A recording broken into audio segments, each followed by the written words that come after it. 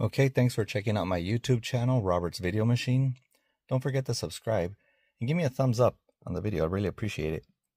In today's video, I'm going to be showing how to do an installation. I already had the stereo on here installed previously, but I'm just going to show you how you would install it or uninstall it or whatever. This is a double DIN. I don't know if you can see it's a touchscreen GPS. And this is on a 2003 Mercury Mountaineer.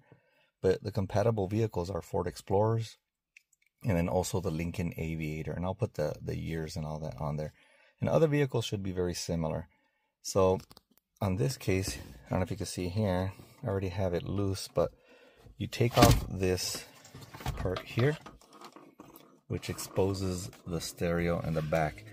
And if you have, like, I guess the factory one or whatever, you would see it, but I don't know if you can tell here, these bolts, there's one there in the middle, there's one here on the side, and there as well. I don't know if you can see there. And these are 7 millimeters. You would remove them in order to gain access to the stereo itself. And you can see it can start coming out. And then you do or may need like an adapter. This is a double DIN adapter that I purchased. And this is so the stereo can fit in here. And you can find different ones. You could also have like a single DIN if you don't have like a large stereo on there. And I'm going to show you how it looks like after. Okay, and this is what I wanted to show, how the car would look like with a single DIN stereo installed. I don't know if you can see there. It's a different type of adapter that you would purchase. And it would just leave a little bit of space on the bottom for change or papers or whatever. Okay, I don't know if you can see there. The stereo is pulled out. And then basically it's just the wires in the back. So I'm going to show you how it looks like. So this is the back of the stereo exposed. I don't know if you can see all the wiring in the back. And it's basically just unplugging this. I don't know if you'll, I'll show you, because I bought an adapter where you make the connections and then all you do is just unplug it. I don't know if you can see there. Let me see, I get a better look here. That cable there, and I did label it previously, but you just unplug those and that's it. So let me just show you how it looks like.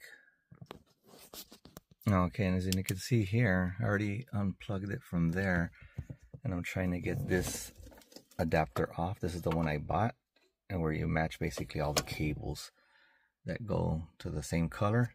And in this car, because I do have like those extra buttons on the side for like the radio, that's what these adapters, one of these adapters is for here. It's this one here, and I'll show you how it looks like. The other one is for the amplifier. That's why I have it there as well from the vehicle. And let me get rid of this tape so you can see how it kind of looks like, but it's the kind of like same adapters as this.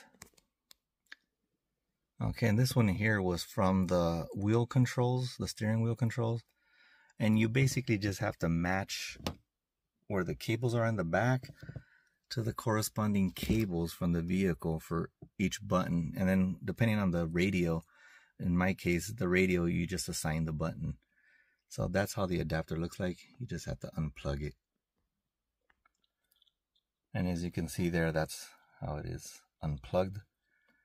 And then that's where you would assign, or you know where to put in the extra cables from the back here. Okay, and there you can actually see the other adapter, and this is for the amplifier. And you just unplug it there. I don't know if you saw. Same way as the other one. And these kind of adapters here, you could just buy them like at any car stereo place. I'm sure they have like multiple ones depending on how your vehicle is. That's the kind of adapter you'd use, or the one that you need. Forgot what they're called. So, and then it's just a matter of unplugging this one. And I know there's a little tiny tab or something you have to press on it. I just gotta find it with a flashlight. Okay, and this is the other one. Like I said, there's a tab. I don't know if you can see it here on the top. This is the one that you would press down and then just unplug it. This is from your vehicle itself.